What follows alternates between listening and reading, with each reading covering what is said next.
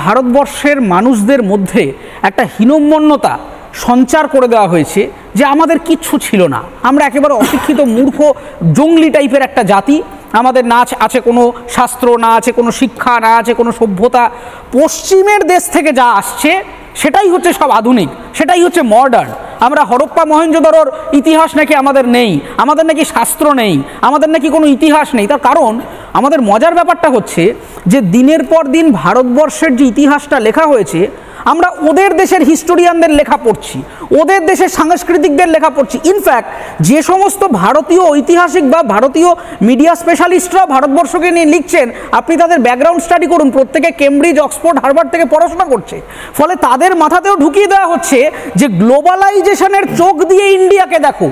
কিন্তু এখন আপনাদের চ্যানেলের মাধ্যম দিয়ে এবং আপনারা যে ন্যাশনালিস্ট কালেকটিভ শুরু করেছেন কিছুদিন আগেই, আমাদের এই মুহূর্তে একটা বড় রিফরমেশন প্রয়োজন। আমি এটা বলেই কনক্লুড করব যে আমাদের এখন ইতিহাসটাকে ভারতবর্ষের অরিজিনাল ইতিহাস রিরাইট করা উচিত, ভারতবর্ষের নিজস্ব কথাগুলি বলা উচিত।